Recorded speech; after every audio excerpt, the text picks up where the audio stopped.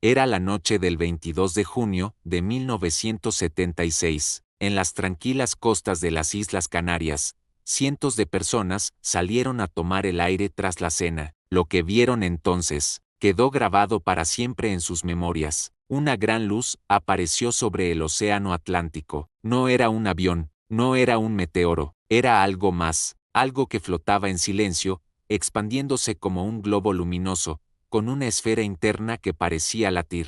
La luz cambió de color: azul, blanco, violeta, luego se dividió en tres, y una de ellas descendió lentamente hacia el mar. No hubo ruido, no hubo explicación, solo asombro, y un miedo que fue creciendo en todos los testigos al mismo ritmo que la luz se deshacía en el cielo. Aquella noche, más de 100 personas relataron lo mismo: pescadores, militares, controladores aéreos, niños y ancianos, personas sin relación entre ellas. Todos vieron la luz, todos vieron la división, todos vieron cómo algo flotaba durante más de 40 minutos sobre el mar. Uno de los testigos fue el comandante de una patrullera de la Armada Española. Describió el objeto como una especie de medusa aérea con tentáculos de luz. Otro, un médico que salía de una guardia en La Palma, afirmó que la luz parecía estar viva. Una mujer de Gran Canaria declaró haber visto, dentro de la esfera,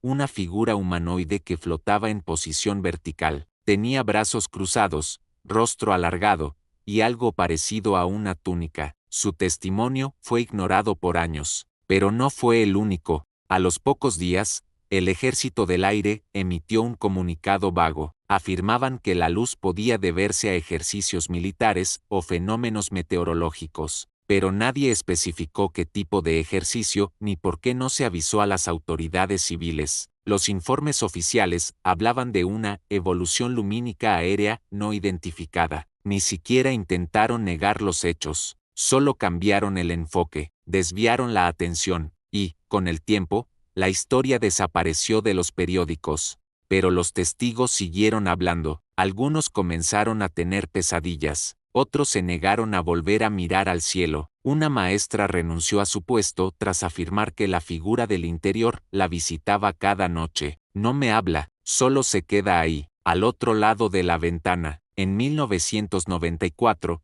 casi 20 años después del incidente, parte de los documentos fueron desclasificados por el Ministerio de Defensa español. Lo que contenían era desconcertante: testimonios gráficos, dibujos, mapas, análisis ópticos, y sobre todo, un informe que aseguraba que el objeto tenía comportamiento inteligente, maniobrabilidad no atribuible a tecnología conocida y reacción ante la observación directa. Se hablaba de una presencia visible desde más de 400 kilómetros, de una esfera de más de 200 metros de diámetro, de cambios de trayectoria sin impulso, de una energía desconocida con propiedades ópticas anómalas, y, finalmente, de una orden directa de no continuar con las investigaciones públicas. Uno de los detalles más inquietantes del caso es la cantidad de personas que aseguraron ver una segunda luz, más pequeña, dentro de la gran esfera, una especie de corazón luminoso que latía en intervalos regulares. Un físico amateur logró medir la frecuencia de ese parpadeo en una de las grabaciones de la época. El resultado fue una secuencia matemática cercana a la proporción áurea, como si la luz siguiera un patrón natural, pero imposible de replicar.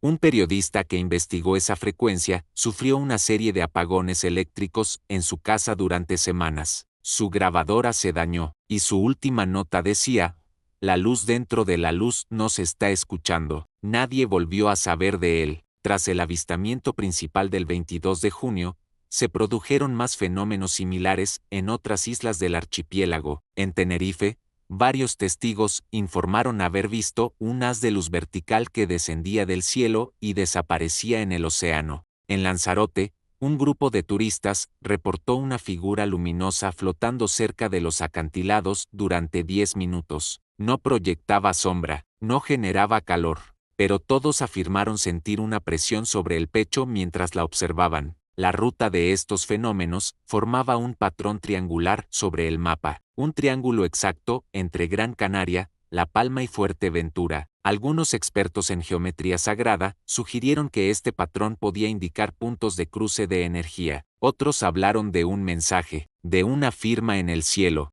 El aeropuerto de Gando, en Gran Canaria, fue clave aquella noche. Varios controladores aéreos presenciaron el fenómeno en tiempo real desde la torre. Sus registros hablaban de una anomalía luminosa no identificada que se mantenía inmóvil, y luego se dividía en múltiples objetos. Lo más inquietante, ninguno de los objetos aparecía en el radar. Las pantallas estaban vacías, pero la luz estaba ahí, frente a ellos. Uno de los operadores escribió: "Veo lo que no existe, escucho el silencio de una máquina sin motor". Tras el incidente, 2 de los controladores fueron trasladados a otra base. Uno de ellos desapareció un mes después, en circunstancias que nunca se aclararon. El otro dejó una nota: "La luz no era nuestra, y tampoco era suya". Un fenómeno asociado ocurrió esa misma semana. Un grupo de pescadores juró haber visto una isla que no debía estar ahí. Apareció al anochecer.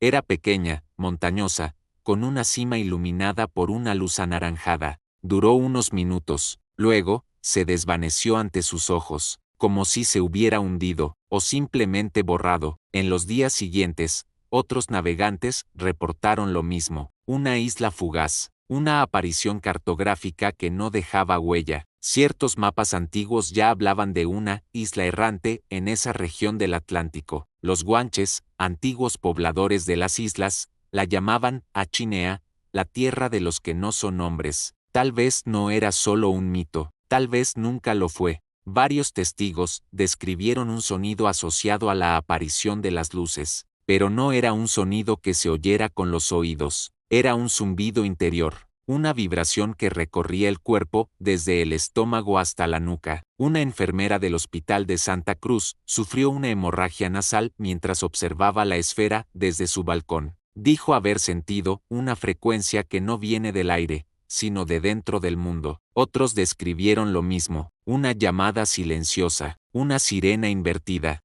Músicos y físicos intentaron recrearla, sin éxito, pero uno de ellos afirmó que, en sueños, escuchó el sonido de nuevo, y lo que vino después fue un pasillo sin fin, hecho de luz líquida, donde voces sin cuerpo repetían una misma palabra: regresa. Un documento entre los archivos desclasificados usaba un término desconcertante: apertura controlada del espacio-tiempo en zona canaria, posible evento de umbral. Nadie supo interpretar su origen. El archivo carecía de firma. Según esa nota, el fenómeno del 22 de junio no era espontáneo, era un experimento externo, algo provocado, algo supervisado desde fuera del marco terrestre. Lo más aterrador era la sugerencia de que la esfera no llegó, sino que emergió desde dentro, como si el océano fuera una membrana, como si el cielo solo fuera una superficie, y detrás hubiera algo más, algo que puede mirar, algo que puede entrar, algo que,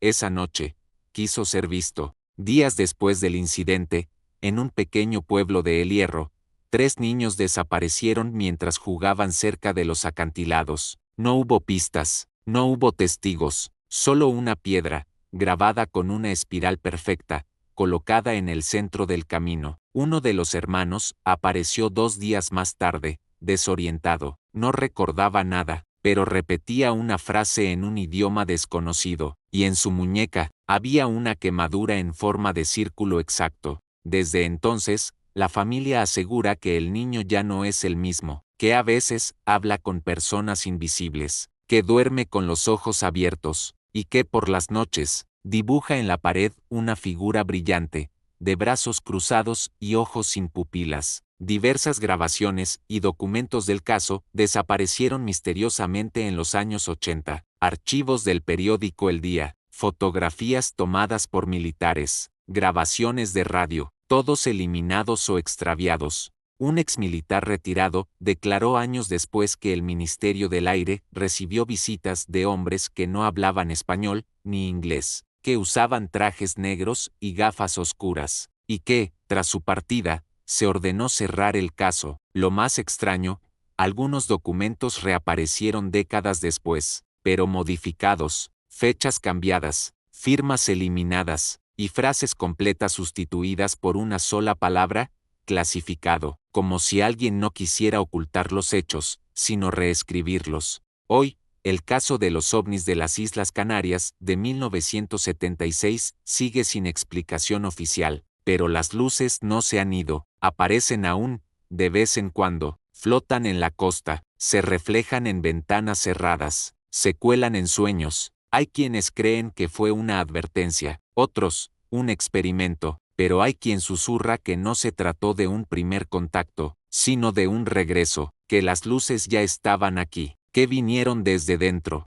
y que la próxima vez que mires al océano, cuando todo esté en calma, si ves una esfera que palpita, no la sigas con la mirada, porque si ella te ve primero, puede que tú también empieces a brillar desde dentro. Suscríbete a El Umbral Silente y sigue rastreando lo que otros niegan haber visto.